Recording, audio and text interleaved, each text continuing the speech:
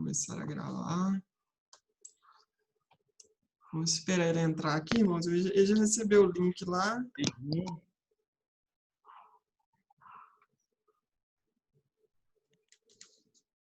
Sayuri aí consegue? Tá não, pastor. Na casa dela. Ah, bom.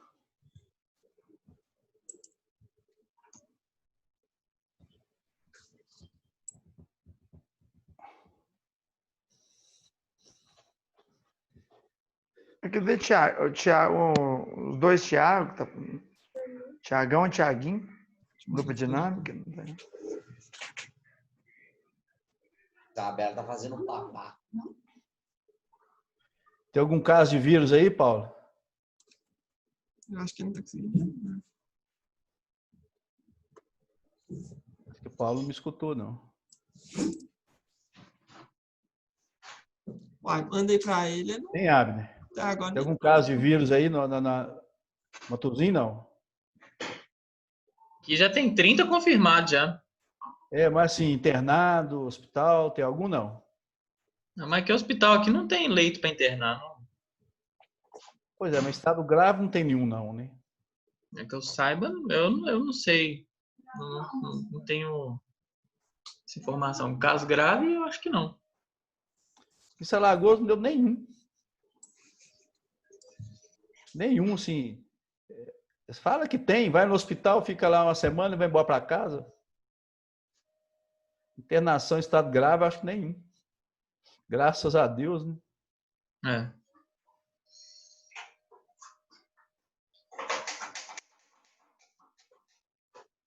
O Rodrigues chegou aí.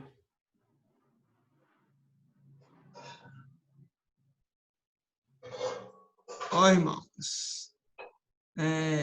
Tá para sair uma música legal aí, hein? Tô gravando. Manda mensagem. Pessoal, manda mensagem no chat do Zoom, beleza? Porque para mim ficar olhando o WhatsApp aqui vai ser ruim. Se alguém quiser mandar alguma mensagem. O pastor chegou aí, ó. Tá só conectando o áudio dele aqui. Peraí.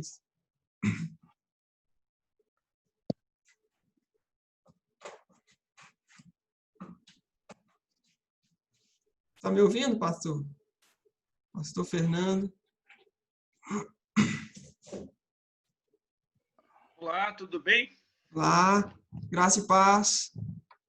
Graça e paz. Só um segundinho. Vou pegar minha Bíblia aqui. Pois E aí, pessoal? Graças e paz, pastor. Tudo bem, pastor? Senhor, pastor. Pastor Fernando Senhor, Gerim, esse que é parte da nossa congregação, né, dos irmãos que têm frequentado esse encontro que nós temos feito com alguns pastores convidados. Desde já nós agradecemos você, né, por ter aceito o convite, por essa disposição, né? Nós sabemos que a vida pastoral é corrida, né? Então, graças a Deus por isso.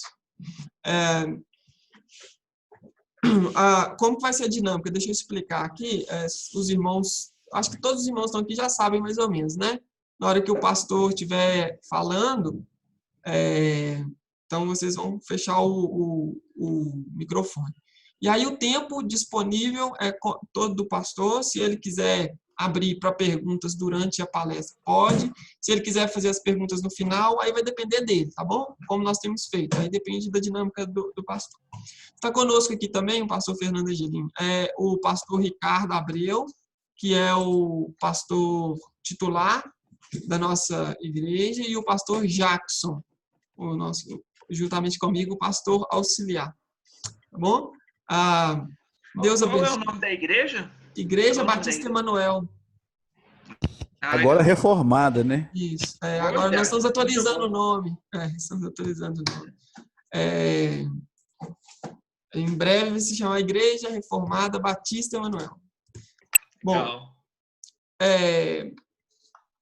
aqui eu quero só ver se tem mais algum irmão entrando, porque tem uns irmãos atrasados entrando aqui. Ok, acho que agora está tudo ok.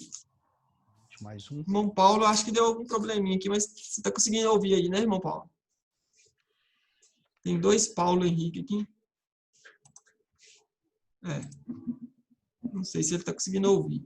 É porque esses irmãos são... ele é aluno do seminário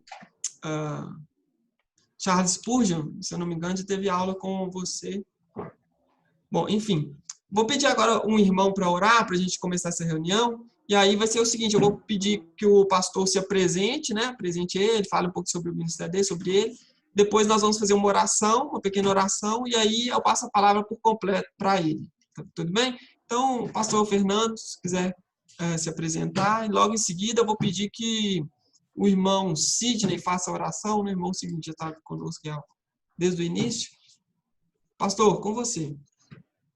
Queridos irmãos, é uma honra estar aqui com vocês. Fico muito feliz de conhecer os irmãos e saber o trabalho que o Senhor tem feito aí, né, nessa igreja. O Senhor tem abençoado, né, esse desejo por um aprofundamento doutrinário, por um aprofundamento da palavra. Inclusive, o fato de se identificar, né, com uma igreja batista reformada, eu acho muito legal. Eu sou Fernando Angelim. Eu sou pastor da Igreja Batista Reformada de Belém, do Pará. Nós tivemos a oportunidade de trabalhar na plantação dessa congregação na época, né? E agora já organizamos a igreja. Já tem uns 10 anos, mais ou menos, essa caminhada, tanto de plantação, congregação, e agora a igreja tem uns 2 anos que foi organizada a igreja. Sou casado com a Lana.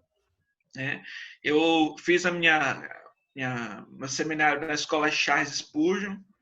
Posteriormente, estudei no Seminário Teológico Batista Equatorial.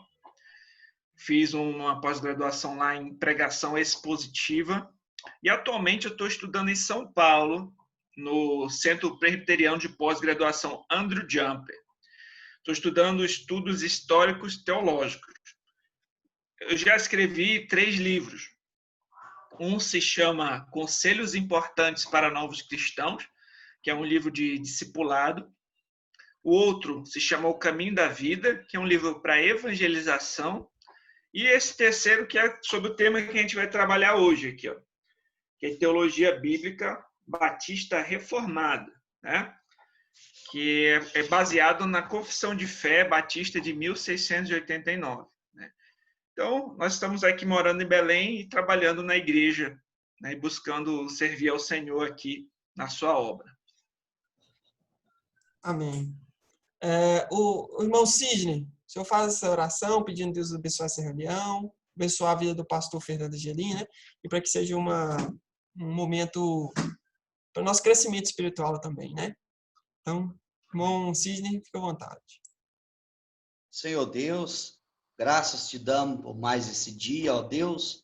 Te louvamos, te agradecemos, porque desde o raiar do dia dessa terça-feira, o Senhor tem nos abençoado, tem nos dado a força necessária para enfrentarmos esse dia e as lutas com ela, todas as dificuldades que nós passamos durante esse dia. Nós te agradecemos, ó Deus, porque estava presente conosco ali.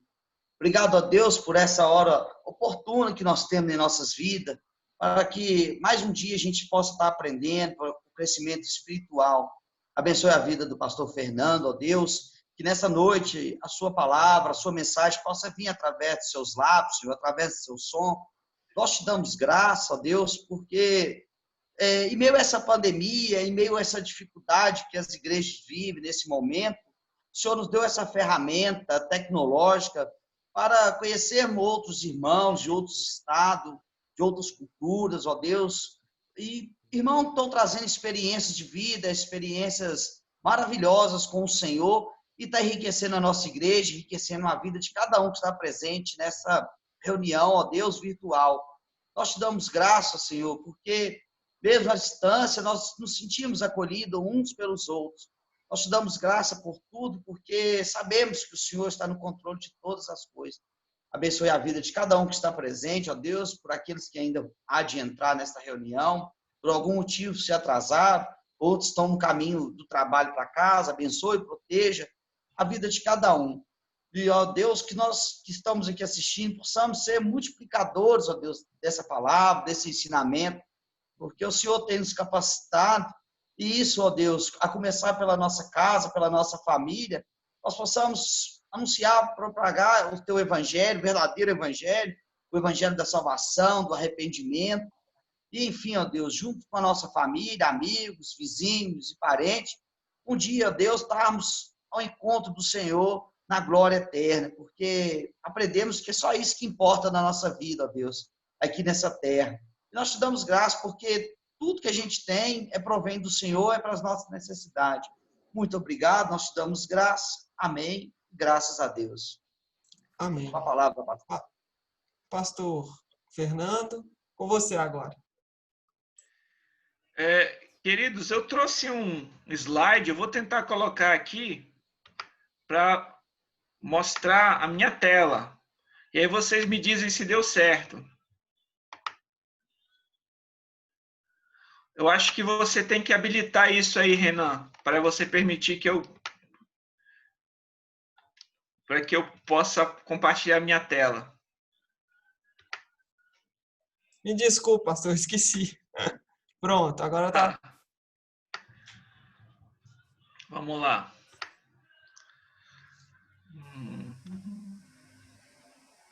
Vocês estão vendo a minha tela? Ok. Sim. Vocês cada conseguem me ouvir bem? Sim. Vocês conseguem me ouvir bem? Sim. Tá certo.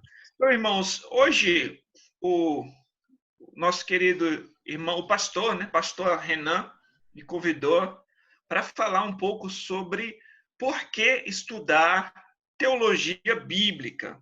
Então, esse vai ser o nosso tema de hoje. Eu queria aqui mais ter uma interação com os irmãos, uma conversa. Caso você tenha alguma pergunta ao longo da exposição, você pode falar, que a gente para um pouco e conversa, de acordo com a necessidade dos irmãos, ou, se vocês preferirem deixar para o final, a gente pode trocar essa ideia. Mas também não tem problema se você quiser também compartilhar, contribuir de alguma maneira ao longo da exposição, certo? Então, vamos nessa. Por que estudar teologia bíblica? Quando nós começamos a conhecer, a ler as Escrituras, eu acho que todos nós, no começo, quando a gente começa a conhecer, a ler a Bíblia, a gente tem um pouco de dificuldade em compreender o desenrolar da história em sua grande narrativa. São muitas as pessoas que têm problemas para entender qual é o ponto central da Bíblia, e como cada parte se conecta com esse grande quadro, com esse grande enredo. Quais são os eventos que marcam, que trazem mudanças significativas na história? Surgem algumas perguntas para nós. Uma dessas perguntas pode ser: quais são os pontos de continuidade e descontinuidade entre o Antigo e o Novo Testamento? Por exemplo, você começou a ler ali o Antigo Testamento, talvez alguns de vocês ou algumas ovelhas da igreja começam a ler o Antigo Testamento e ficam, às vezes, confusas, porque ali tem essas leis cerimoniais, porque tem esses sacrifícios, porque ali está muito voltado para a nação de Israel. O que marca, o que continua, o que não continua, porque tem certas coisas que continuam e outras passaram. Qual é a relação de continuidade e descontinuidade entre o Antigo e o Novo Testamento? Existe uma grande confusão, muitas vezes, por parte dos crentes e às vezes até por parte de pastores em relação a isso, uma clareza sobre as questões de continuidade e descontinuidade. A teologia bíblica vai tratar desses assuntos. Uma outra razão, uma outra dúvida que pode surgir: como cada aliança que Deus fez interfere no todo na história? Não demora muito quando a gente começa a ler a Bíblia e vê que Deus faz alianças. Deus fez alianças ali com Noé, com Abraão, com Moisés, com Davi, a nova aliança em Cristo. O que significam essas alianças? Como elas se encaixam no enredo bíblico? Como essas alianças interferem na história? Qual é a razão de Deus fazer alianças com o seu povo? Então, são coisas que você vai encontrar na Bíblia e muitas vezes você não sabe as respostas, e a teologia bíblica ajuda a gente também a lidar com isso. o que a vinda de Cristo trouxe para nós, né? O que significa a missão de Cristo, né? Como esse cordeiro que foi prometido desde o Antigo Testamento e que essa promessa teve seu estabelecimento, seu cumprimento na nova aliança, o que significa tudo isso? O que representa o sacrifício de Cristo? A teologia bíblica trata sobre esse assunto. Qual é a mensagem central das Escrituras, né? Talvez, né, ao ler toda a Bíblia, né, ao ouvir sermões, muitas vezes a gente perde o ponto central e não sabe, olha, qual é de fato, né, o ponto central do enredo bíblico. Existe o perigo de alguém interpretar a Bíblia à luz de um outro tema central que não é o que ela mesma se propõe a ser. Então, qual é o tema central das Escrituras? Né? Como, infelizmente, alguns vão deturpar, dizer que é prosperidade ou outras coisas, mas, afinal de contas, qual é o tema central da Bíblia? A teologia bíblica vai trazer respostas para esse assunto. Então, é disso que a teologia bíblica trata. Ela vai tentar observar o enredo bíblico, a Bíblia toda, os 66 livros da Bíblia, como um livro só, como uma história, né, que se revela, né, de Gênesis, que é revelada de Gênesis a Apocalipse, tem o seu enredo completo. Então, vamos lá para a pergunta: o que é teologia bíblica? Né? Então, a teologia, queridos, é o estudo da revelação de Deus. Ela deve ser entendida como a ciência da revelação, a ciência da Escritura. Então, existem algumas modalidades de estudo da teologia. Quando você vai estudar a teologia, né, como essa ciência da revelação de Deus, uma vez que a gente só pode estudar a Deus à medida que ele se revelou, e ele se revelou na sua palavra, existem essas modalidades de estudo. Por exemplo, vocês já devem ter observado na livraria, né, uma teologia sistemática, né? Então, aquele livrão ali, né, com as doutrinas sistematizadas. Então, essa área da teologia ocupa-se na sistematização das doutrinas em determinados títulos. Ela também é chamada de dogmática. Então, a teologia sistemática vai tratar, por exemplo, o que a Escritura diz sobre salvação, o que a Escritura diz sobre pecado. Então, ela vai sistematizar, certo? E colocar ali esse ensino sistematizado, e ela também pode ser chamada de dogmática. Uma outra área, por exemplo, é a teologia histórica, que ela busca estudar historicamente como a igreja cristã tem feito teologia ao longo dos séculos. Uma outra modalidade, por exemplo, é a teologia pastoral, que se interessa pelo estudo da aplicação da prática da palavra de Deus na vida dos cristãos. É mais focada no ministério, no serviço pastoral. E a teologia exegética, que ela estuda o processo de extrair, né, de extração da mensagem de um texto a partir do seu contexto original. Então, a teologia bíblica, como a gente vai tratar, por vezes ela é considerada uma parte dessa disciplina mais ampla, que é conhecida como teologia exegética. Então, só para a gente conhecer, quando a gente fala de teologia bíblica, é porque existem várias modalidades na teologia, como todas essas que nós vimos aqui: teologia sistemática, histórica, pastoral, a teologia exegética. E como eu falei, por muitas vezes a teologia bíblica, que nós vamos trabalhar hoje, ela é considerada uma parte dessa disciplina aqui, chamada teologia, essa disciplina mais ampla, chamada teologia exegética, que busca extrair, né, a mensagem do texto a partir do seu contexto original.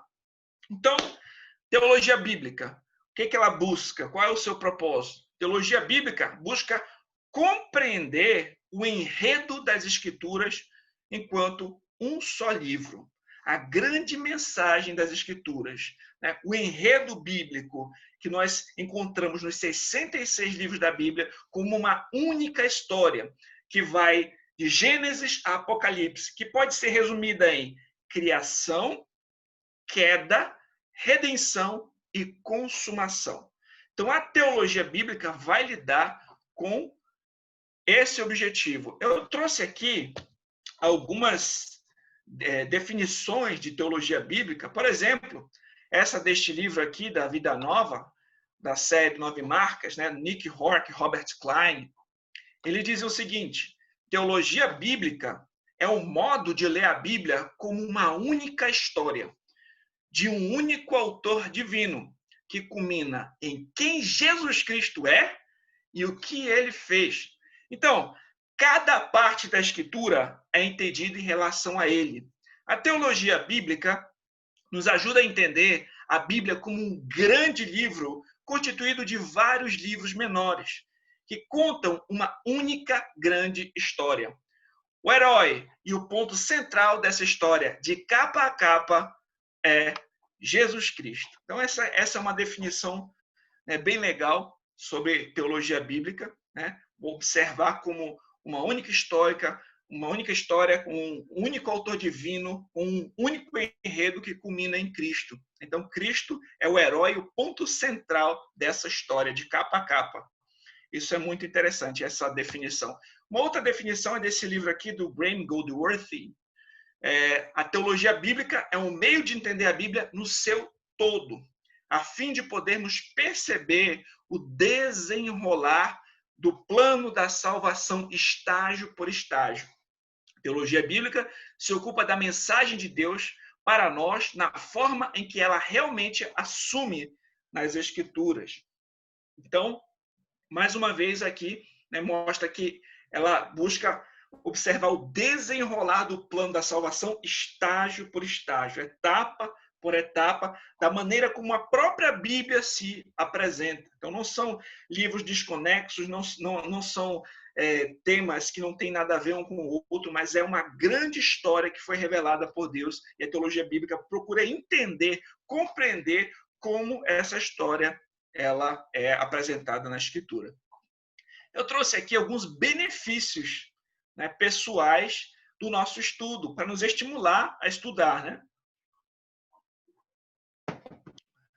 Primeiro, nos oferece uma melhor compreensão do enredo completo da Bíblia e do nosso papel, né, nesse grande quadro.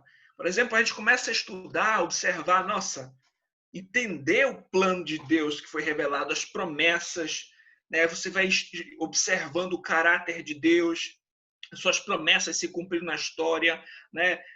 O momento que nós vivemos, em que tempo nós vivemos, o que nos aguarda, a gente se situa na história, a gente tem uma compreensão melhor do quadro completo, a gente entende em que momento nós estamos e o que nos aguarda para o futuro, de acordo com aquilo que o próprio Senhor revelou na sua palavra. Então, isso, né, nos traz essa compreensão melhor. Em segundo lugar, é essencial para a hermenêutica, ou seja, para a interpretação correta da palavra de Deus. Então, eu vou pregar, por exemplo, vocês que tem alguns pastores aqui, alguns talvez irmãos ensinam, mas você vai pregar num texto da Escritura, você entende aquele texto à luz do seu contexto, você entende que momento da história bíblica aquele texto se encontra, né? Talvez você saiba que tem esclarecimentos posteriores a respeito desse texto aqui. Então, isso vai te ajudar a interpretar corretamente a Bíblia. Não simplesmente como alguns, infelizmente, fazem, abre e já sai interpretando, né, fazendo aplicações para si mesmo, sem observar o contexto, sem observar os esclarecimentos posteriores. Por exemplo, meus irmãos, um exemplo aqui bem simples. Se a gente vai ler Gênesis, né, a gente vê que Deus criou todas as coisas, tudo que Deus criou era bom, né?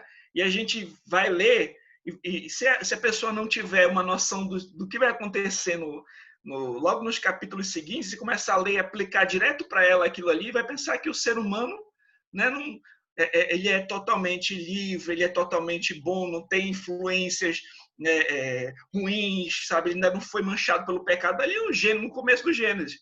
Mas ali no capítulo 3, quando a gente vai observar a queda, já mudou a situação, né? A condição do homem após a queda, a gente sabe que é uma condição de morte espiritual, uma condição... Então, houve um evento aqui que desencadeou uma mudança na nossa percepção a respeito daquele assunto.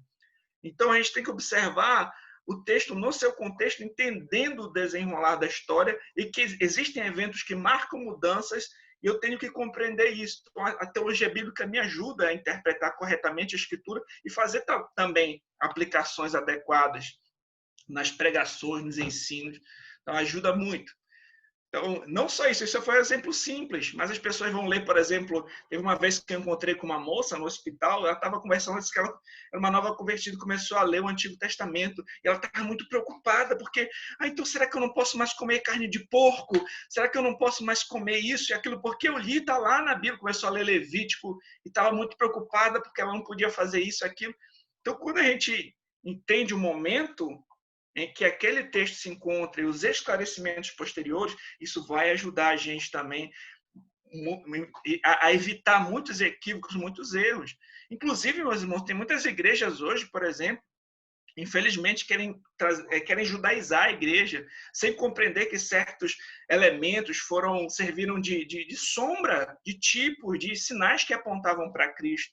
Então, tem pessoas, por exemplo, que querem trazer a Arca da Aliança para o meio do culto, né? Chofar, candelabro, querem ser chamados de levitas, querem construir o templo de Salomão, né? Por não compreender certos desdobramentos da Escritura.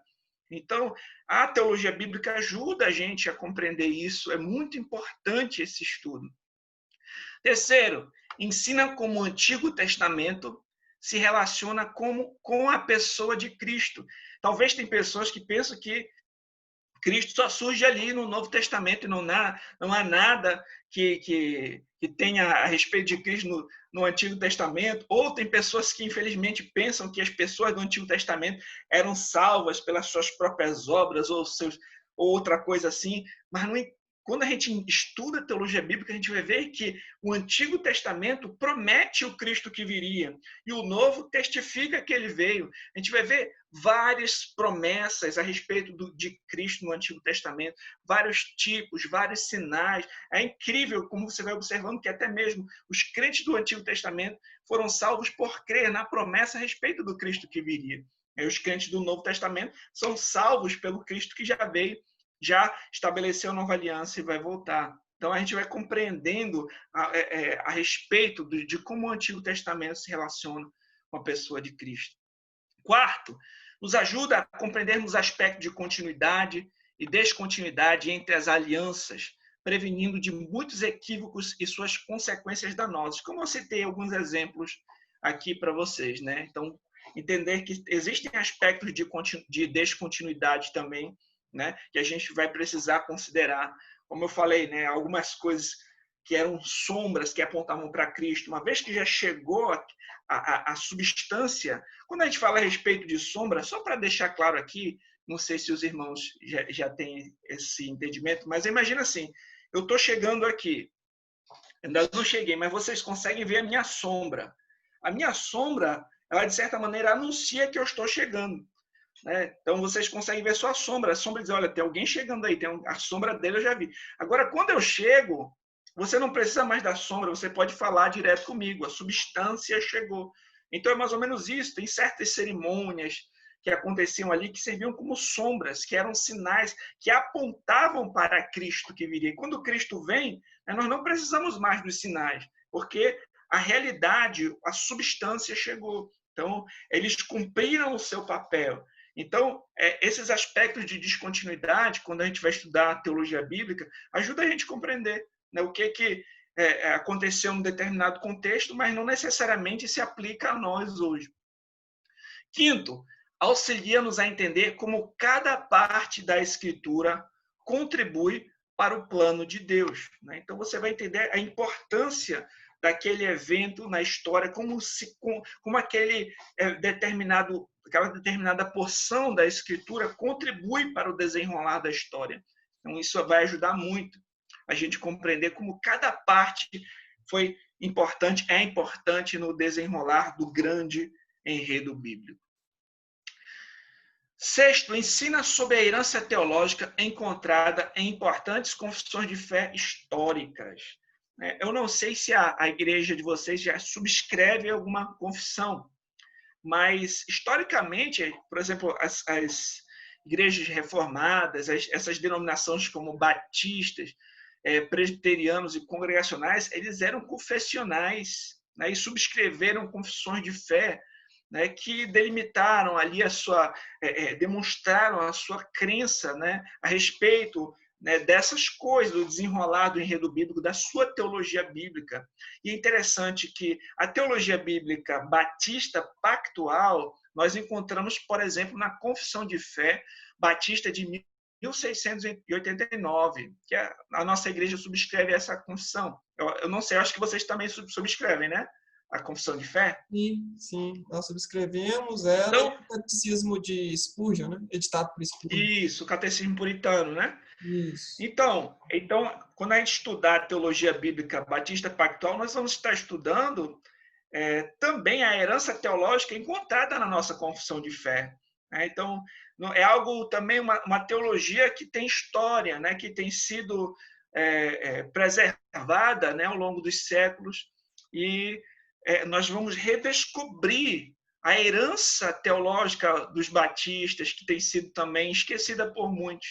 Então, isso é importante também. Né? Nós vamos estudar essa herança, vamos aprender sobre essa herança teológica encontrada em nossa própria confissão de fé. E muitos não conhecem, meus irmãos. Infelizmente, né, hoje, muitos batistas perderam a sua identidade. Às vezes, você vai entrar numa igreja batista e pode ser uma igreja com características neopentecostais. Né? Infelizmente, muitos batistas não são mais confessionais. Né? Muitos desconhecem a teologia da sua própria confissão. Muitos abraçaram outras vertentes, como o dispensacionalismo, ou aqueles que são aliancistas, muitas vezes não conhecem os distintivos da sua confissão. Muitas vezes eles conhecem só a teologia pactual presbiteriana, e eles não conseguem observar os distintivos, e abraçam todo o pacote. Então, é importante a gente compreender esses distintivos aqui da nossa teologia batista. Nós somos batistas, né? Encontrar nas nossas próprias confissões de fé, que nós cremos que nada mais são de uma exposição da Escritura. A gente não crê simplesmente porque é tradição. Não, mas se essa tradição for bíblica, então vale a pena a gente crer. Né? Porque se um documento credal, confessional, ele está de acordo com a Escritura, essa verdade jamais vai ser obsoleta, né? Porque é bíblico, é isso que a gente vai buscar. Nosso objetivo não é buscar ser como torcedor de time de futebol, né? Que eu torço para o Botafogo, eu torço para o Corinthians, a pessoa fica defendendo com unhas e dentes só porque é do seu time. Não, mas a gente tem que buscar extrair a verdade da Escritura. Por que a gente subscreve a confissão? Porque a gente entende que ela está de acordo com a Escritura. Né? Então, essa a importância. Né? Então, onde a Escritura fala, se ela estiver de acordo com a Escritura, nós vamos estar de acordo com a confissão. Vamos nessa. 7º, apresenta uma noção elevada a respeito do nosso Senhor Jesus Cristo, o mediador. Eu garanto para vocês que quanto mais nós estudarmos sobre teologia bíblica, nós mais vamos nos maravilhar com a pessoa do nosso Senhor Jesus Cristo. Nós vamos observar, né, como esse grande enredo, né, que o Pai elegeu um povo para a salvação, enviando o seu próprio Filho por meio do Espírito para nos salvar para a sua própria glória. Né? Então, é maravilhoso a gente ver observando como Cristo foi prometido desde Gênesis, como essa promessa se desenvolveu, como cada aliança vai posteriormente, né, demonstrando, trazendo, expandindo o nosso entendimento a respeito do Senhor, como ele seria aquele que é seu segundo Adão, etc. A gente vai falar mais sobre isso, mas quando você começar a estudar, você vai ver como Cristo é maior do que a gente imagina. 8º, leva-nos a glorificar a Deus na contemplação de sua obra redentora.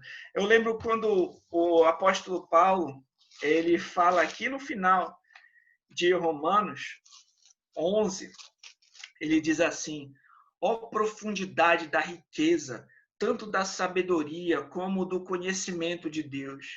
Quão insondáveis são os seus juízos, quão inescrutáveis os seus caminhos. Quem, pois, conheceu a mente do Senhor?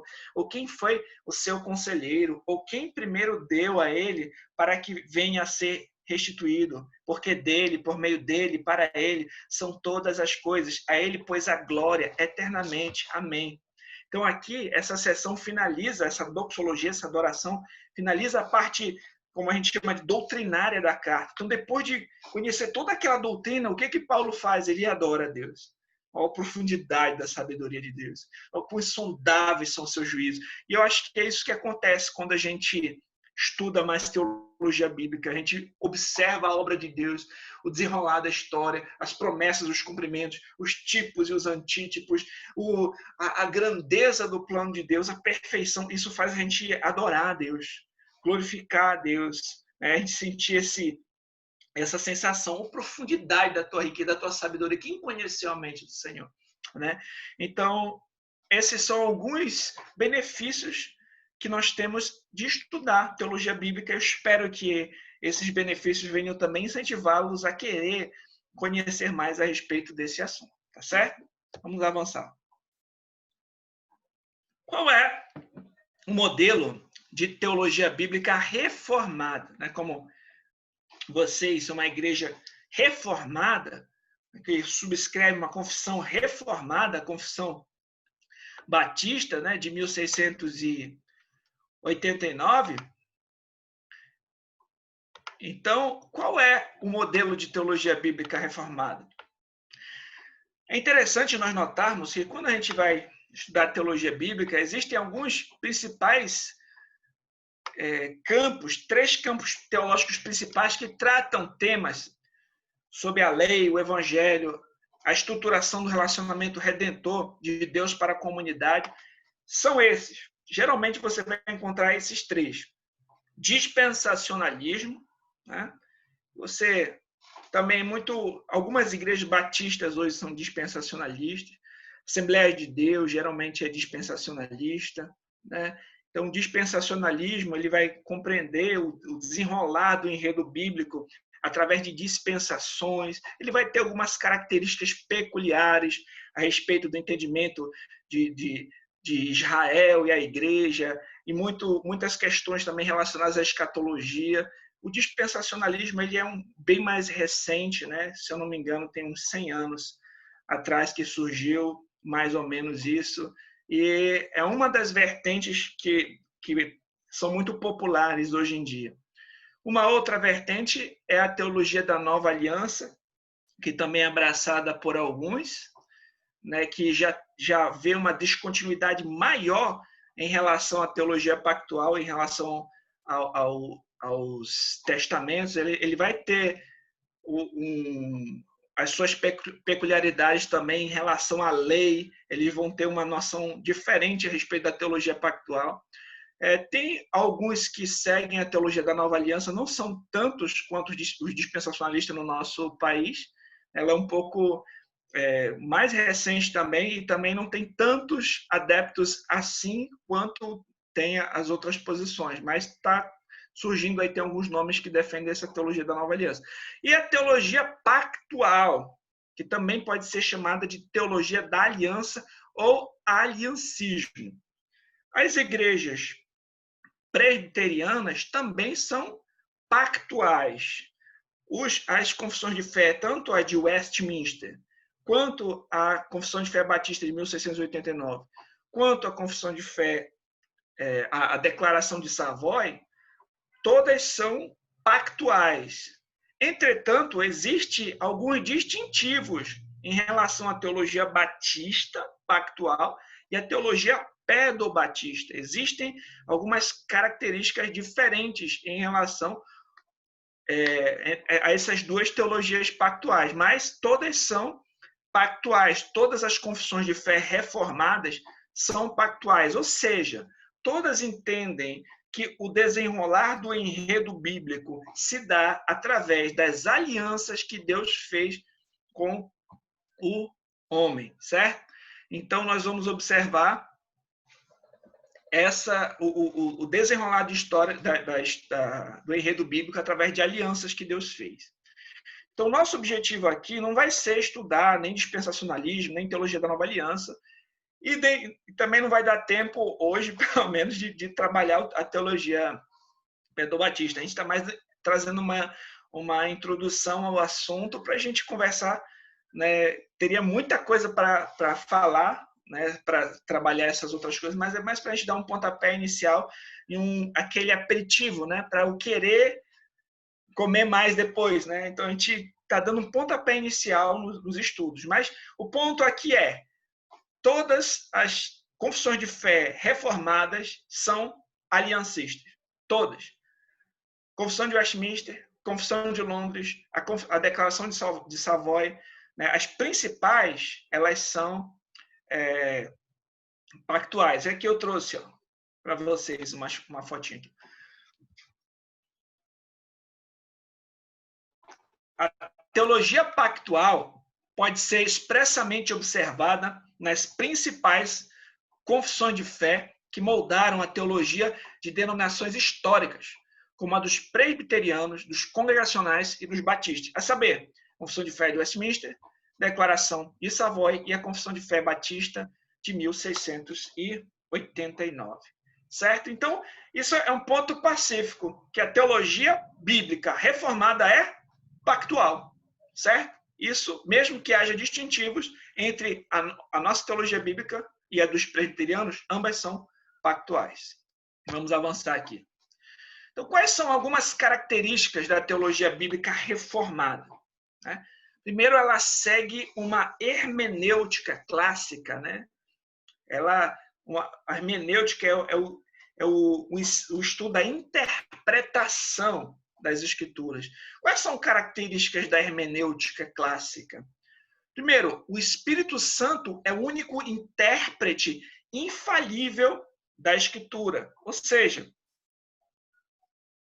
se eu encontro um texto bíblico fazendo interpretação de um outro texto bíblico, essa interpretação é infalível. Porque o Espírito Santo é o único intérprete infalível da Escritura. Eu lembrei de uma frase que diz assim, que o melhor intérprete do Antigo Testamento é o Espírito Santo falando conosco por meio do Novo.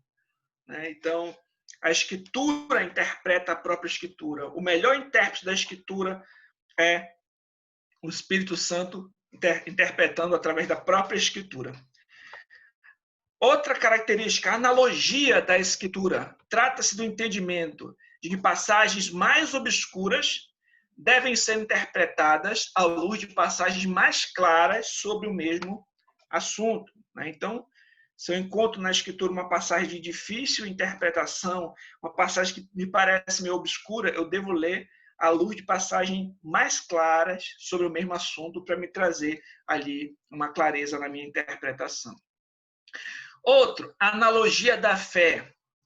A regra de fé inspirada e infalível é toda a Escritura, cujas partes textuais devem ser entendidas à luz do seu todo textual teológico. Aí dá um exemplo aqui sobre isso. Por exemplo, a gente vai ver lá em Gênesis 3, que fala a respeito de uma serpente. Entretanto, em Apocalipse, a gente vai ver que o diabo, né, a antiga serpente, ou seja, aquela serpente lá de Gênesis 3 referia-se também ao diabo. Então, a gente vai ver a Escritura à luz do seu todo textual teológico. Então, eu vou ter essa noção a respeito de Gênesis por conta de um texto de Apocalipse, né, que vai me ajudar a entender aquele assunto ali. Outra característica da hermenêutica clássica, o escopo das Escrituras, uma interpretação das Escrituras à luz do seu escopo geral, o alvo que toda a Escritura tem. Então, de entender exatamente essa noção do todo, né? De qual é o enredo geral, o escopo geral, qual é o alvo que a Escritura tem. Então, é à luz desse alvo que a interpretação das Escrituras se dá. Segundo lugar, ela é pactual. Como eu falei para vocês, pactual é esse sentido de aliança. Também tem quem chama de federalismo batista, mas é o mesmo assunto. Pacto, aliança. O que é uma aliança? Tem aqui uma definição breve, tem outras, né? Tem do Joe Owen, tem outras que eu coloquei no livro, mas aqui só para dar alguma noção para a gente, uma aliança é um compromisso com sanções divinas entre um senhor e um servo. Essa é de Meredith Kline, se eu não me engano. Então, um compromisso com sanções divinas entre um senhor e um servo. Então, a teologia bíblica reformada é pactual, entende o enredo se desenvolvendo através das alianças que Deus fez. Terceiro, ela crê na existência de dois representantes pactuais, que são Adão e Cristo. Ou alguém está em Adão, tentando se salvar por meio de sua própria obediência, suas próprias obras, e não vai conseguir, ou alguém está em Cristo e é salvo por meio do seu sacrifício, estando na nova aliança em Cristo, no seu pacto de graça. Então, esses dois cabeças federais. Esse termo também vai ser muito utilizado na teologia bíblica. Cabeça federal. O que é isso? Um indivíduo que representa um grupo. A gente vai ver essa relação de Adão e Cristo muito lá em Romanos 5, né? Por meio de um homem, entrou o pecado no mundo, né? E por meio da justiça de um homem, muitos serão justificados. Algo nesse sentido a gente vai observar lá em Romanos 5. Mas o que é um cabeça federal? É um indivíduo que representa um grupo. Quarto, ela culmina em Cristo, né? Nós vamos observar, né, que, como a gente já notou, né, que o grande tema unificador da Bíblia também pode ser encontrado ali, culminando em Cristo, o enredo bíblico culminando em Cristo. E quinto, a salvação é concedida com base na nova aliança. Tem uma frase do John Owen que eu acho que é muito esclarecedora sobre esse assunto. Ele vai dizer o seguinte: tomarei como certo o fato de que nenhum homem nunca foi salvo senão em virtude da nova aliança e da mediação de Cristo para tanto. Então, ter esse entendimento de que a salvação se dá com base na nova aliança em Cristo, e não há outro nome pelo qual convém que sejamos salvos senão Cristo, não há outro mediador entre Deus e os homens senão Cristo, né? Somente aqueles que estão na nova aliança, né, que podem encontrar essa salvação e perdão de pecados. Então, até mesmo a turma lá do Antigo Testamento, eles criam na promessa a respeito do Cristo que viria, né? Então, eles são salvos com base na nova aliança. Vamos lá.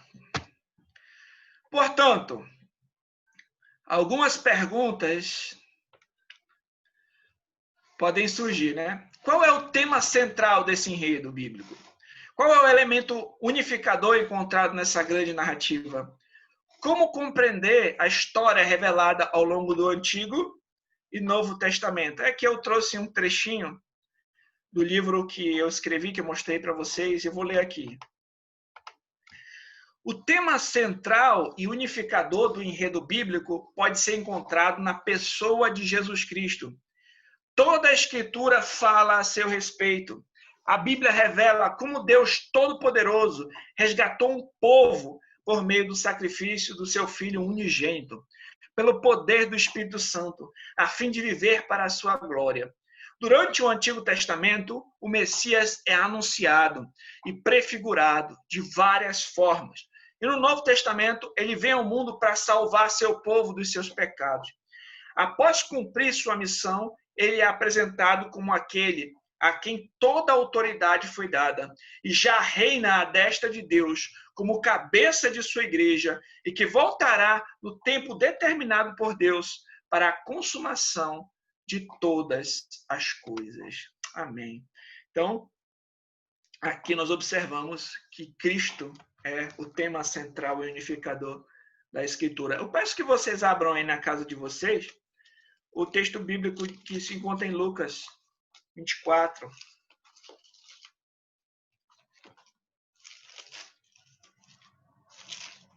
Lá no finalzinho de Lucas. Aqui, queridos irmãos, é quando Cristo já ressurreto vai falar com os seus discípulos no caminho de Emaús.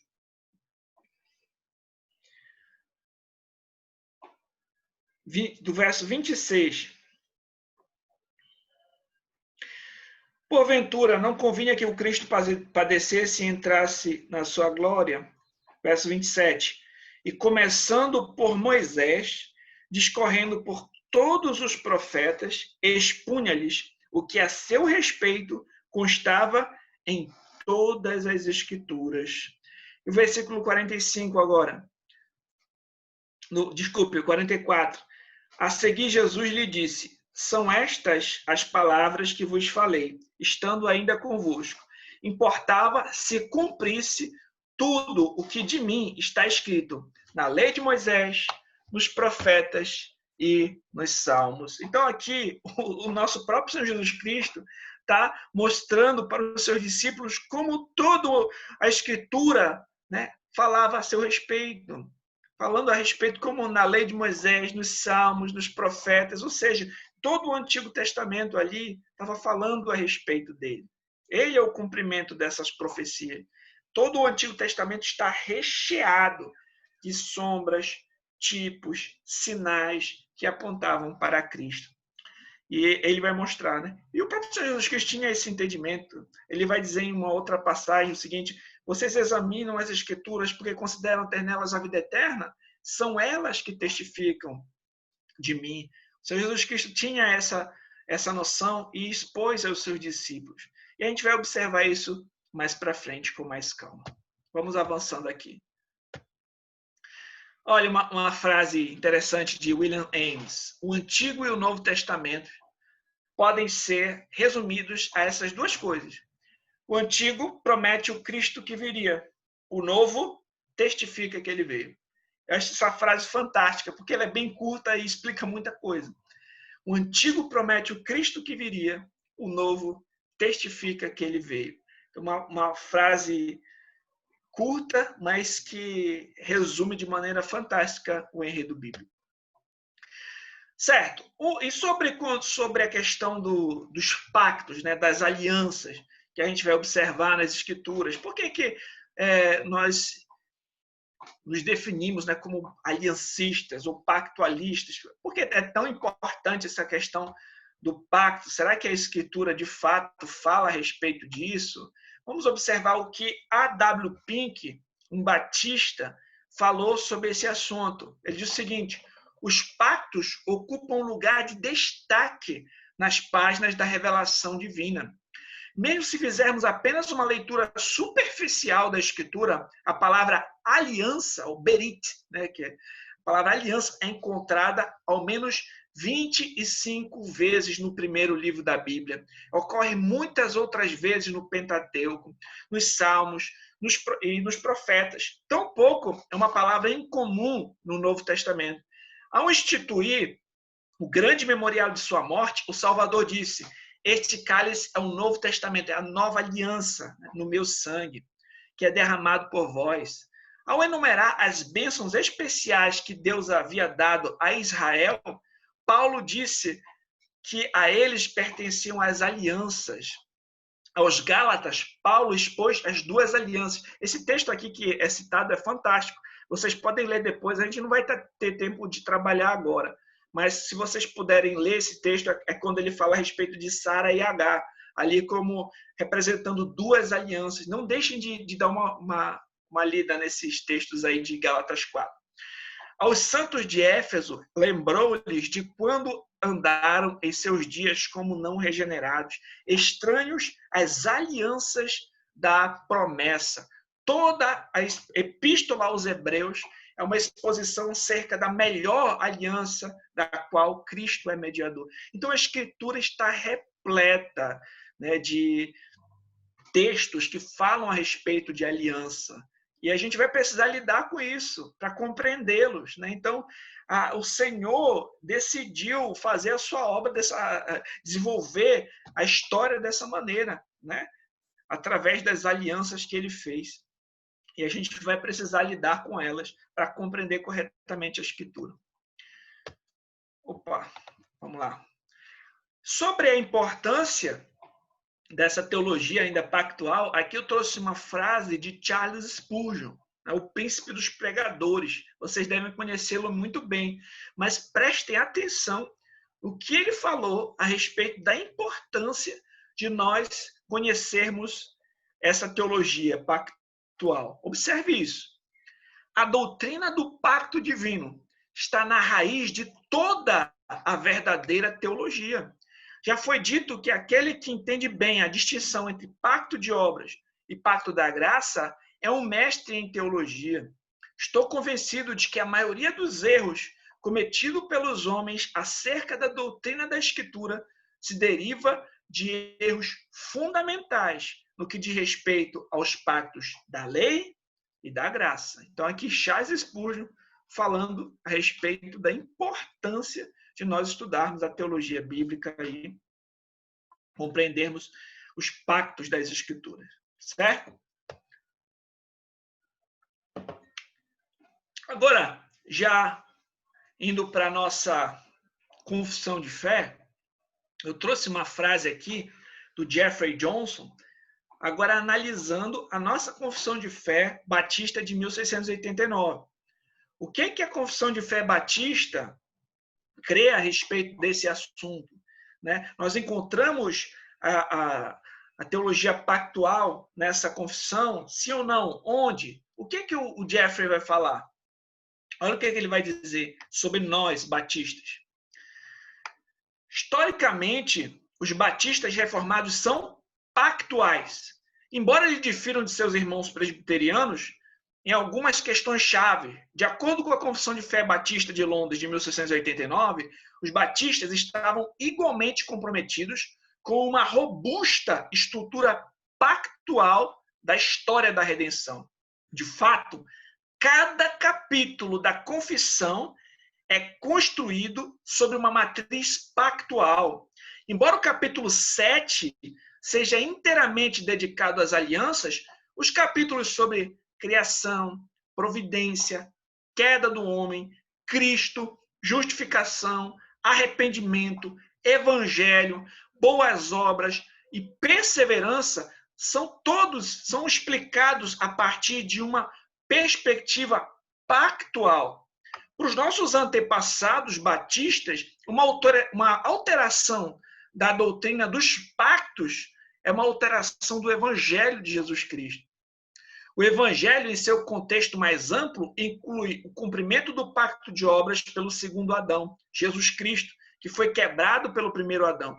O segundo Adão suportou suas maldições e assegurou suas bênçãos para todos aqueles que são escolhidos por Deus para serem representados pelo segundo Adão no pacto da graça.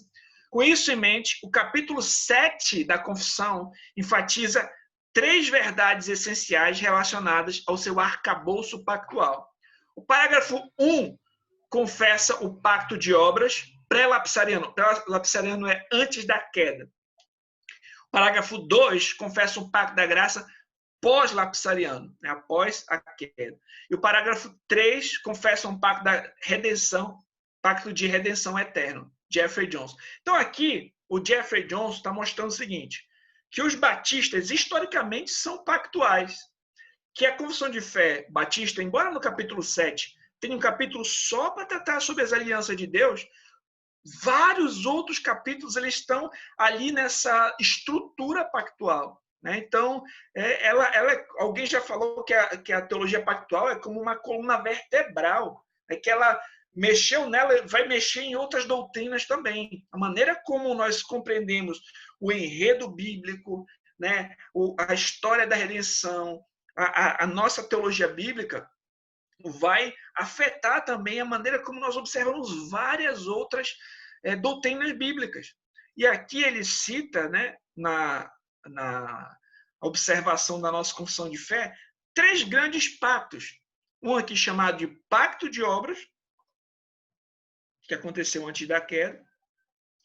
Pacto da Graça, que é prometido em Gênesis, mas é estabelecido em Cristo. E o Pacto da Redenção, que é o acordo entre as pessoas da Trindade para a salvação de um povo eleito na história. Então, nós vamos observar daqui a pouquinho. Quanto tempo eu tenho, gente? Só para eu saber aí como é que tá, que eu estou sem relógio aqui. Pastor,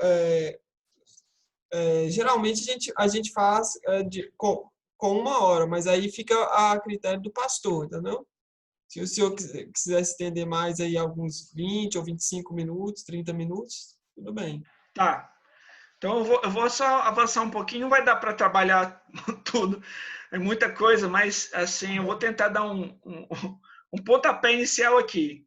Né? Vamos lá, avançar mais um pouquinho, tem mais um slide aqui. que diz a nossa confissão de fé? Tem um texto da nossa confissão, gente, que ele apresenta bem, resumidamente, a teologia bíblica da confissão, mas, como eu falei, tem várias outras partes da confissão que também vai tratar do assunto. Diz assim: essa aliança é revelada no Evangelho, primeiramente a Adão, na promessa da salvação pela descendência da mulher, e depois por etapas sucessivas, até que a sua plena revelação foi completada no Novo Testamento. E é fundada naquela transação pactual eterna que houve entre o Pai e o Filho para a redenção dos eleitos. E é somente pela graça dessa aliança que todos da posteridade do caído Adão, que já foram salvos, obtiveram a vida e a bem-aventurada imortalidade. O homem é agora totalmente incapaz de ser aceito por Deus naqueles termos em que Adão permanecia em seu estado de inocência. Certo? Eu vou tentar explicar com calma isso daqui. Só vou mostrar para vocês aqui um gráfico que um amigo meu fez, o pastor Elivando, que mostra aqui os pactos, né? A pacto da redenção, pacto de obras, pacto da graça, aqui a antiga aliança e a nova aliança.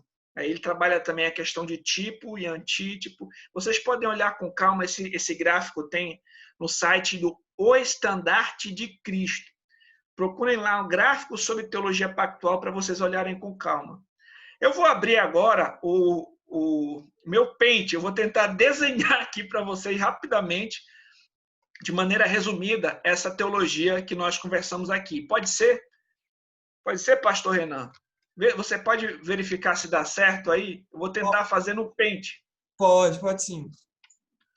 Não sejam tão exigentes comigo, porque vocês sabem que é difícil de desenhar no computador, né? Vocês estão vendo a minha tela? Eles já estão acostumados com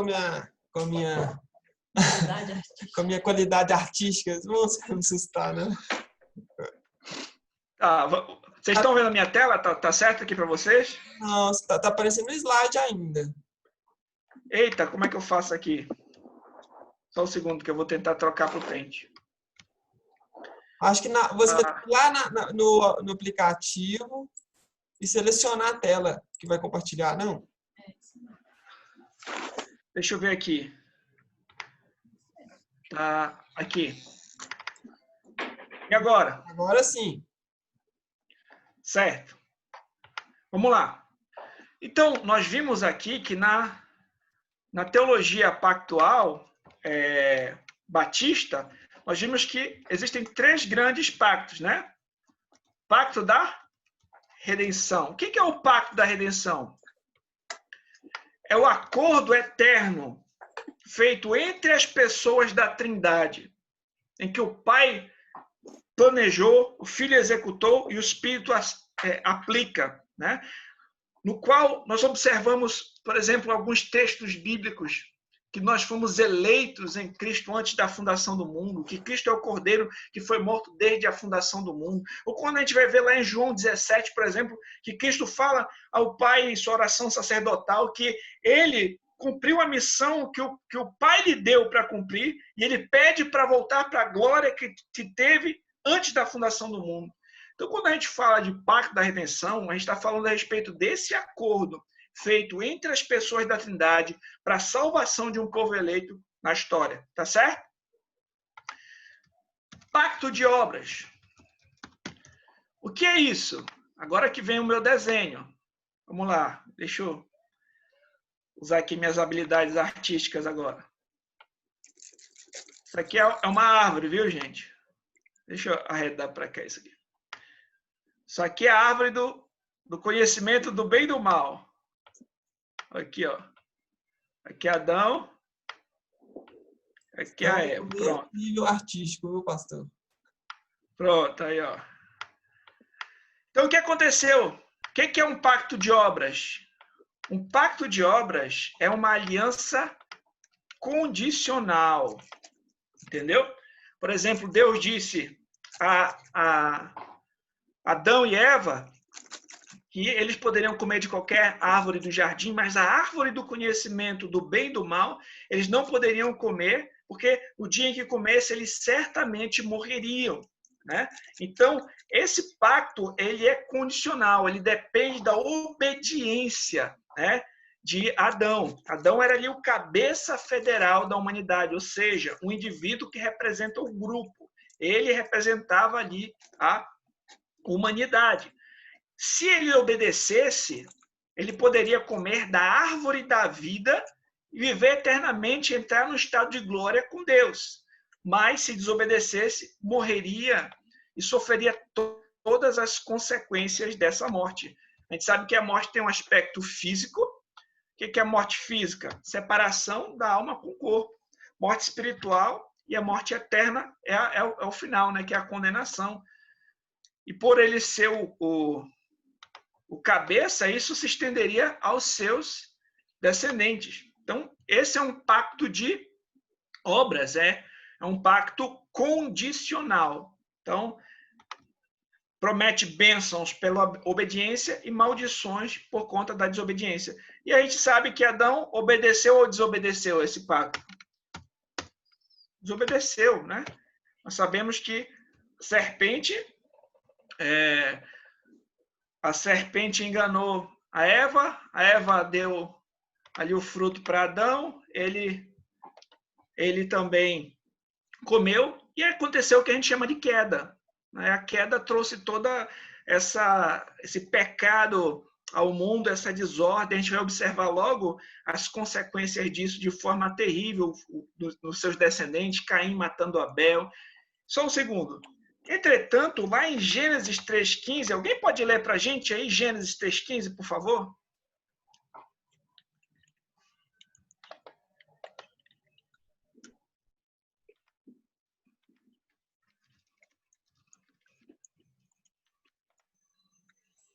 Pode ler aqui, pastor? Olha. Porém, inimizade entre ti e a mulher, entre a tua descendência e o seu descendente. Este te ferirá a cabeça e tu lhe ferirás o calcanhar. Tá certo. Então, aqui em Gênesis 3,15, há uma promessa a respeito de um descendente da mulher que viria para esmagar a cabeça da serpente, né? Então, essa promessa, na teologia, geralmente é chamada de proto-evangelho, que é a primeira menção do evangelho na escritura. O pacto da graça aqui, ele é revelado como uma promessa, né? De que viria um descendente da mulher que iria desfazer, né?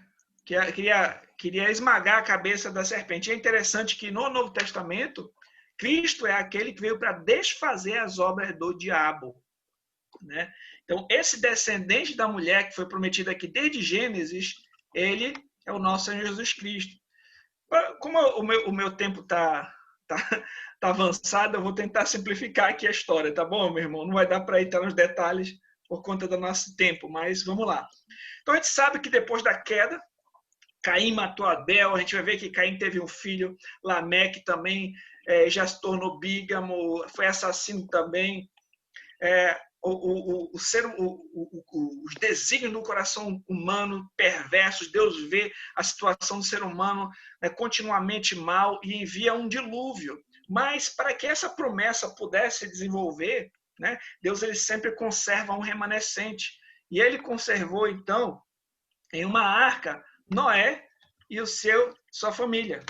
E Deus faz uma aliança, né, depois do dilúvio ali com Noé, e essa aliança traz preservação para o desenvolvimento da promessa. Deus não destruiria mais a terra com um dilúvio, certo? E preserva um descendente ali também, desse que daria continuidade à genealogia desse descendente da mulher. Posteriormente, Deus, de Ur dos Caldeus, chama Abraão, certo?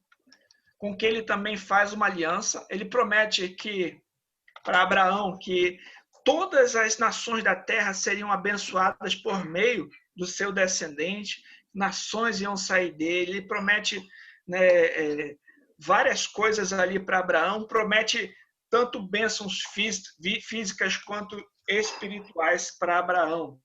Então, a aliança com Abraão, como eu falei para vocês, se vocês observarem lá em Gálatas, a gente vai ter que abrir rapidinho, mesmo na minha correria aqui. Elas têm dois aspectos, né? Tem um aspecto físico e um aspecto espiritual. Tem os descendentes físicos de Abraão e tem a sua linhagem espiritual, por assim dizer. Isso a gente vai observar lá naquela alegoria de Sara e Agar. Então, Sara vai corresponder a uma aliança, Agar vai corresponder a outra aliança. Uma representava a antiga aliança e outra representava a nova aliança. Isso vocês vão ver lá na alegoria de Sara e Agar. Mas o que eu queria que vocês abrissem em Gálatas 3,16. Diz assim: ora, as promessas foram feitas a Abraão e ao seu descendente. Não diz aos descendentes, como se falando de muitos, porém, como de um só, e ao teu descendente, que é Cristo. Então, no final das contas, o descendente de Abraão, por meio de quem todas as nações da terra seriam abençoadas, seria o nosso Senhor Jesus Cristo. Mas tem alguns detalhes que vale a pena depois vocês estudarem a respeito dessa dualidade que há na aliança abraâmica, tanto os seus aspectos físicos se desenvolvendo na aliança mosaica, quanto os seus aspectos espirituais que iriam culminar também em Cristo.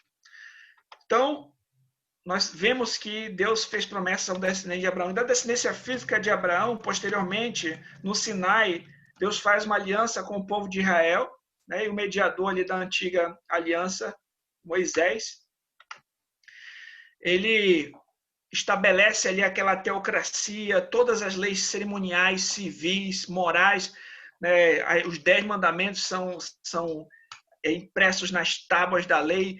Israel agora está ali sob uma teocracia, né? Deus usa Moisés para tirar o povo do Egito, depois os guia no deserto, eles recebem aquela promessa da terra de Canaã, e eles são guiados ali pelas leis civis, cerimoniais e morais da aliança.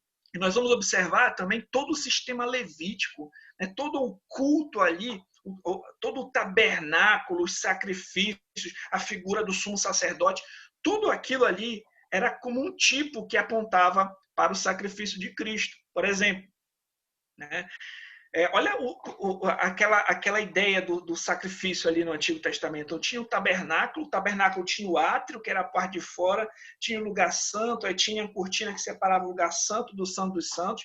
No Santo dos Santos tinha a Arca da Aliança. Então, na tampa da arca era onde somente o sumo sacerdote ia uma vez por ano, derramava ali o sangue de um animal sacrificado para interceder pelo povo. E tudo isso ia trazendo a ideia para o povo de que Deus é santo, que entrar na sua presença não é coisa qualquer, que pecado, quebrar a lei de Deus merece sacrifício, que eles precisam de sangue derramado por conta disso, e que é necessário um sumo sacerdote para interceder pelo povo. Então, tudo aquilo ali era como sombra também que apontava para o sumo sacerdote perfeito, que é Cristo, para o sacrifício perfeito que seria oferecido por Cristo. Então, a antiga aliança era uma aliança nacional, era uma aliança condicional, que tinha bênçãos e maldições, era uma aliança que tinha promessas físicas, que regia ali a vida do povo de Israel,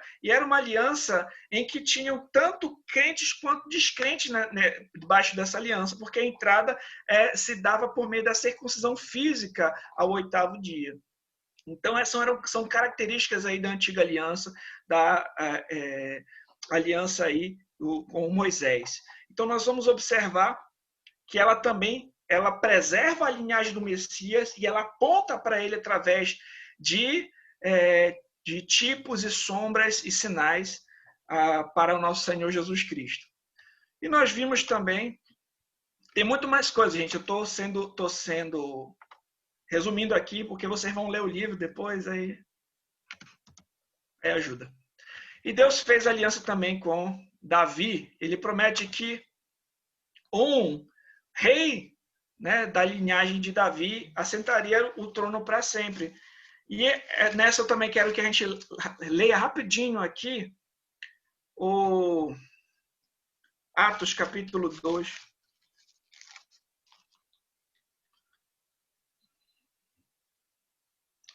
no verso 29. Diz assim: irmãos, seja-me permitido dizer-vos claramente a respeito do patriarca Davi, que ele morreu, foi sepultado, e o seu túmulo permanece entre nós até hoje. Sendo, pois, profeta, e sabendo que Deus lhe havia jurado que um dos seus descendentes se assentaria no seu trono, prevendo isso, referiu-se à ressurreição de Cristo, que nem foi deixado na morte, nem o seu corpo experimentou corrupção. A esse Jesus, Deus ressuscitou, do que todos nós somos testemunhas. Então, aqui, o apóstolo Pedro está mostrando que aquela promessa feita a Davi se cumpre em Cristo, na ressurreição de Cristo. Então, Cristo é o descendente de Davi, que se assentaria no trono para sempre. Aqui, nós estamos observando a Escritura, interpretando a Escritura, né? O Novo Testamento, interpretando o Antigo.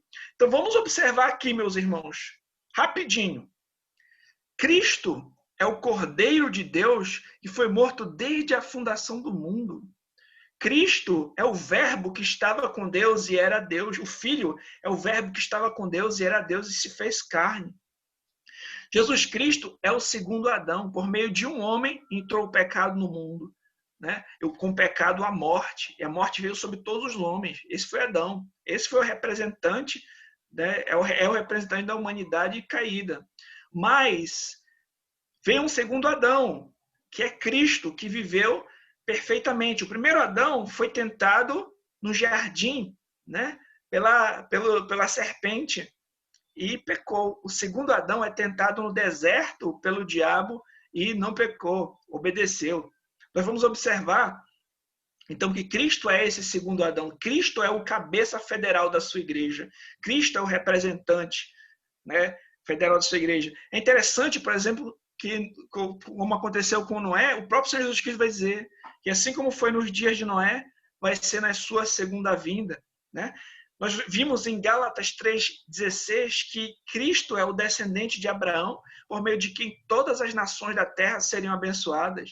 Nós vamos observar nas Escrituras que Cristo é aquele que cumpriu a lei de Moisés. Cristo é um sumo sacerdote perfeito. Ele é oferece um sacrifício perfeito. Ele é um profeta perfeito, um sacerdote perfeito, e ele é um rei também que veio segundo a linhagem de Davi. Então, todo o Antigo Testamento, gente, essa promessa vai se tornando cada vez mais clara. Além disso, a gente vai observar vários e vários tipos e sombras nas Escrituras que apontavam para Cristo. Por exemplo, a serpente de bronze. A gente vai ver lá que quando o povo foi picado por cobra, né, e Moisés orou a Deus, e Deus orientou, e Moisés erigiu uma serpente de bronze, então o povo olhava para aquela serpente e era curado de suas enfermidades físicas. E lá em João 3, nós vamos ver que assim como Moisés, né, levantou a serpente no deserto, o Filho do Homem seria levantado para que todo aquele que nele crê não pereça, mas tenha a vida eterna. Nós vamos ver, por exemplo, quando pediram um sinal para o nosso Senhor Jesus Cristo, ele diz o seguinte: nenhum sinal será dado, senão o sinal do profeta Jonas, porque assim como Jonas ficou 3 dias e 3 noites no ventre do peixe, o que aconteceu com Jesus? Ele foi morto, sepultado, e ao terceiro dia ele ressuscitou, né? Então, todo o Antigo Testamento ele está ali, apontando. Então a gente vai ver, por exemplo, que o maná apontava para Cristo, ele é o pão da vida, né? O povo comeu maná no deserto e morreu, mas Cristo é o pão da vida e o pão que perdura para sempre. Então, para finalizar aqui, meus irmãos, tem umas mensagens no chat, eu não estou conseguindo abrir o chat, viu? Eu não sei o que vocês estão falando lá. Ah, sim. Mas eu estou lendo aqui, depois eu passo. Aqui só pergunta assim, se está gravando, não é nada muito pertinente. Então, o que a gente tem aqui, ó? Aqui, a gente tinha uma promessa que se desenvolveu ao longo de todo o Antigo Testamento, certo? E aqui em Cristo, na nova aliança, nós temos o estabelecimento, o cumprimento do pacto da graça na história. Então, aquela aliança que foi feita antes, esse pacto da redenção, que foi feito antes da fundação do mundo, que foi prometido ao longo do Antigo Testamento, ele tem o seu cumprimento na nova aliança em Cristo. Então, a nova aliança em Cristo, ela é superior à antiga, né? Então, aqui, ó, vou escrever, ó, nova aliança. É aqui, antiga aliança. Então, a nova aliança em Cristo, ela é superior à antiga. Por quê? Porque a antiga aliança, como eu falei para vocês, ela é condicional. Se obedece, é abençoado, desobedece, é amaldiçoado. A nova aliança, para nós, ela é incondicional, porque Cristo cumpriu todas as condições do nosso lugar. A antiga aliança, ali, nós vemos no antigo, no Israel teocrático, tinham tanto crentes quanto descrentes. Mas na nova aliança, todos conhecerão o Senhor. Todos os que estão na aliança com Cristo são salvos. Na antiga aliança, né, tinham bênçãos terrenas prometidas. Na nova aliança, bênçãos celestiais. Na antiga aliança, nós vamos observar uma cidade, uma terra, Canaã, né? Nova aliança, cidade celestial. Na antiga aliança, nós vamos ver a lei gravada nas tábuas de pedra. Na nova aliança, a lei é gravada na mente e no coração do povo. Onde é que a gente encontra, então, essa parte? Rapidinho, abram comigo Hebreus 8, sobre a superioridade da nova aliança em relação à antiga.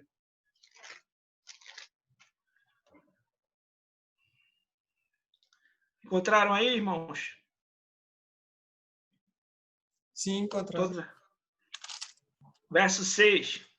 Agora, com efeito, obteve Jesus ministério tanto mais excelente, quanto é ele também mediador de superior aliança, instituída com base em superiores promessas. Porque se aquela primeira aliança tivesse sido sem defeito, de maneira alguma estaria sendo buscado lugar para uma segunda. De fato, repreendendo, diz: eis aí, vem dias, diz o Senhor, firmarei nova aliança com a casa de Israel, com a casa de Judá, não segundo a aliança que fiz com seus pais, no dia em que os tomei pela mão para os conduzir até fora da terra do Egito, pois eles não continuaram na minha aliança, e eu não atentei para eles, diz o Senhor. Porque esta é a aliança que firmarei com a casa de Israel. Depois daqueles dias, diz o Senhor, na sua mente imprimirei as minhas leis, e também sobre o seu coração as escreverei. Eu serei o seu Deus, e eles serão meu povo. Não ensinará jamais cada um ao seu próximo, nem cada um ao seu irmão, dizendo: conhece o Senhor, porque todos me conhecerão, desde o menor deles até o maior. Pois para com as suas iniquidades usarei de misericórdia, dos seus pecados jamais me lembrarei. Quando ele diz nova, torna antiquada a primeira. Ora, aquilo que se torna antiquado, envelhecido, está prestes a desaparecer. Então, como a gente não vai ter tempo de fazer uma exposição desse texto, mas vocês podem estudar com calma esse texto de Hebreus 8, vai trabalhar, eu vou trabalhar essas questões no livro, tanto esse texto aqui como o de Gálatas 4, são os dois textos que falam bastante também, tem outros, mas esses são talvez os principais a respeito da nova aliança em Cristo. E nós temos aqui o nosso quadro. Então, a turma do Antigo Testamento, eles criam nas promessas a respeito de um Cristo que viria. E se a gente observar lá em Gálatas 3, diz assim, Romanos 3, diz assim, verso 24, sendo justificados gratuitamente por sua graça, mediante a redenção que há em Cristo Jesus, a quem Deus propôs no seu sangue como propiciação mediante a fé, para manifestar a sua justiça, por ter Deus, na sua tolerância, deixado impunes os pecados anteriormente cometidos, tendo em vista a manifestação da sua justiça no tempo presente, para ele mesmo ser justo e justificador daquele que tem fé em Jesus. Então, o pecado dos crentes do Antigo Testamento foi pago na cruz. Foi pago na cruz. Na sua tolerância, Deus deixou impunes os pecados anteriormente cometidos, tendo em vista a manifestação da sua justiça no tempo presente, para ele ser justo e justificador daquele que tem fé em Cristo. Ou seja, todo mundo que é salvo em virtude do sacrifício de Cristo, pelos benefícios da nova aliança. Então, esse é resumidamente aqui, correndo com o tempo, o quadro apresentado na nossa teologia bíblica batista pactual. Então, nós vimos 3 grandes pactos: o pacto da redenção, uma aliança, né, um acordo eterno entre as pessoas da Trindade para a salvação de um povo eleito na história, um pacto de obras, que é um pacto condicional, né, que é feito com Adão ali no Éden, e se ele obedecesse, poderia comer da árvore da vida e viver eternamente. Se desobedecesse, morreria com todas as implicações dessa morte. Vimos que Adão é o cabeça federal, um indivíduo que representa um grupo.